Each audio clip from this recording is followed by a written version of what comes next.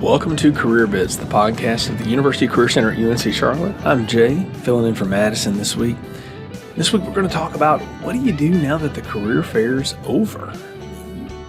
Listened a couple weeks ago and based on the numbers showed out big for the career fair, but now what do you do with all of this stuff that has happened since, and how do you keep the momentum going with your internship or job search? So I want to lay out some very simple tips for you here that'll help you go through all of that and hopefully be some things you can take away and do. If you're watching on our YouTube channel, you'll actually see a slide with these pieces on it. And if you're not, if you're just listening, we'll put them in the show description as well. So at least the headlines you'll have to know where to go from. So really 6 things I want to talk about. First things first, if you haven't done it already, you want to look through that contact information you collected and make some notes for yourself about the talks you had with each company rep, each company, if they gave you instructions on things that you needed to do in terms of applying online, whether it's through their site or through Hire a Niner, follow through on those things. If they ask you to email a resume to them, make sure you do that. We'll talk more about resumes in a minute. The big thing is organize your contact information in a way that makes sense for you. For some of you, that's putting them all on one big document and just keeping it in your G Drive. For some of you, that's putting it on a spreadsheet and maybe categorizing them by color. Some of you may use them and do that with color cards. It's really up to you.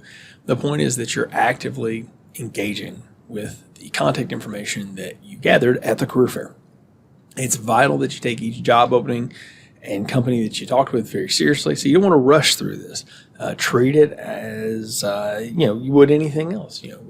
Like a big test or project that you're working on. Do a little bit of it at a time every day, and stay on top of it, and you'll have an active job search that way. As you're doing follow-up, make sure you add a personal touch to your job applications and to your follow-up notes. Those are our next 2 pieces. So first, your personal touch to your job application. If you want your resume to stand out among all the people that the recruiters have talked to, not only at our career fair, but at other fairs that they're attending, make sure they can find yourself easiest. So if you know, hey, they really connected with me on this project that I had on my resume or that I talked about, make sure that is front and center and easy for them to find. Maybe mention that in the cover letter or the message that you send if you're following up directly through email. But if you're applying online, try to put a note with it that lets them know, like, hey, we talked at the career fair. You really seem to connect with this project that I worked on. I wanted to make sure you got an updated copy of my resume that gives you even more details about that. Anything you can do to personalize your documents after the career fair will help you, because for most of you used a resume that what we call like your greatest hits resume for the career fair. So it's one that you can just kind of use for lots of different things. But as you're doing specific follow-ups, you should always tailor those things to the jobs. If you've got your LinkedIn account, make sure that it's up to date. Connect with the person who you spoke with at the fair. If you've come to a meetup or anything like that, or a trek or anything in the last few weeks, connect with folks through LinkedIn. That's how recruiters find talent these days. Make sure you're connecting, and don't just connect. Send the note with it. Use those few words that you get there to make an impression. Let them know, hey, this is why I'm connecting. We talked at the UNC Charlotte Career Fair. I want to continue our conversation. Please let me know how I can reach you so we can continue talking. So that's always a good thing to do. If you're sending thank you notes, personalize those things. Don't just use like a standard phrase or 2. And if you can do it, if you've got the ability to send handwritten notes, that always goes a long way. Now, right now, that's kind of tough to do because so many people are still working remotely. And honestly, you can't really ask a recruiter for their personal address if they're working from home. And if you send it to the office, it'll just sit in a stack somewhere. So use electronic messaging right now for that. That's totally fine. But personalize it. Again, remind them of something you talked about that you connected over so that they'll remember who you are. It's really important that you do that. But send a follow-up. That's the third point. So first point, again, was look through all that contact information that you collected, start making sense of it. Add a personal touch to your job application, your follow-up applications was the second point. And the third point is do some bit of follow-up just as a thank you. That's beyond the, hey, I'm applying for the job. Here's my resume you said you wanted. Thank them for coming and being a part of our fair here. being a part of the meetup or whatever it is that you engage with someone at, if it was a networking night, whatever, engage with them personally and just thank them for their time. That goes a long way for us, honestly, in the Career Center here and at the university, and it'll go a long way for you too, because just as a professional note, showing gratitude is never a bad thing. In fact, doing so can open a lot of doors for you and keep a lot of doors open and conversations open for you going forward. So build that in as just part of your professional experience. I mentioned it before, and now it's number 4 here on the list. Updating your resume and cover letter, very, very important. So some of our recruiters have been good enough to give some feedback during the application process or career fair process, or maybe during a meetup, or you participate in a resume refresh or something like that. Take that advice to heart and update your stuff. Upload it into HireNiner. Make sure you're updating your stuff on your LinkedIn page, but just double check everything. Make sure you don't have any mistakes. And also make sure everything is nice and neatly formatted, easy to read. Remember, employers prefer short stuff. So unless you're a graduate student with 10 years of experience, or if you're an undergraduate student that's got 10 years of direct experience, you want to keep that thing to about a page. You can maybe go up to 2 pages. But remember, when you're getting your resume in front of somebody specific, you're not just applying blankly to something. Specify and organize that resume around what that job is looking for.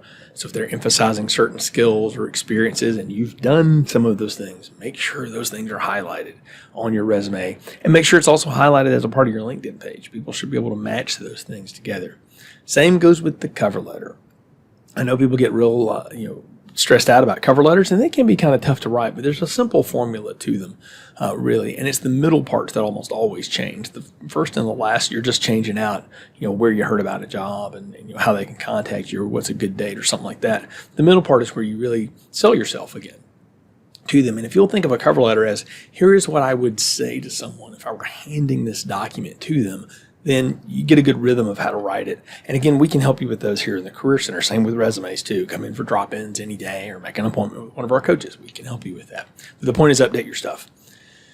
Next thing, do some interview prep. Oh yes, got to get used to talking to people about yourself. If you've learned how to do the professional pitch at the fair, now you're probably going to get called back for interviews.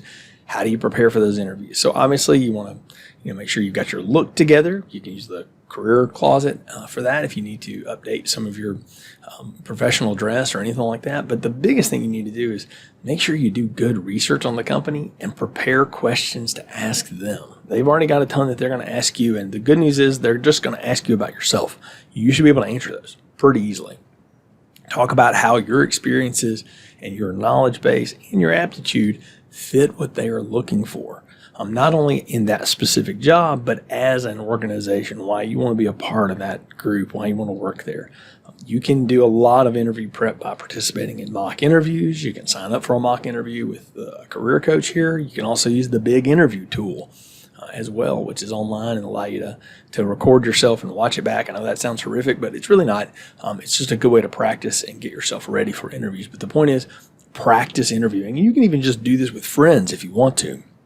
Start talking to different people about things. Let them drill you on some questions and say, am I making sense? One good way to do that is to have a friend who is in a different field than you and try to describe to them what it is you know how to do and what you want to do. And if they're following along, then you're doing a good job of explaining what you need to explain. And the last tip, keep searching. Keep looking. Job hunting is a job by itself, and internship hunting is no less. You got to treat the search seriously, have a good strategy, present yourself the best way you can, all those things. But the point is, do a little bit every day. It's like studying for a class. Spend time every day doing something toward your internship search, toward your job search, even if it is going back and going, okay, do I have any connections with this organization, or where can I find more opportunities? That looks like a cool job posting. Does UNC Charlotte have any connection to that company? You can ask the Career Center that, or you look on HireNiner and see if we've got an account with them. Or if not, are there alums that work there? Connect with them and go, hey, you may not be the hiring manager, but I'm really interested in working for your company. I'm a UNC Charlotte student. I'd love to connect and just learn more about what you do. People that are putting themselves out there on places like LinkedIn and stuff do so because they want to connect with folks. And people love to talk about what it is they do. And if you show genuine interest in someone, you're going to get some genuine interest back. So Be active. Keep searching. Keep doing what you do. And realize you don't have to do it alone. You can do it with friends. Have friends that are kind of a group together. If you're all looking for internships or jobs, keep each other accountable.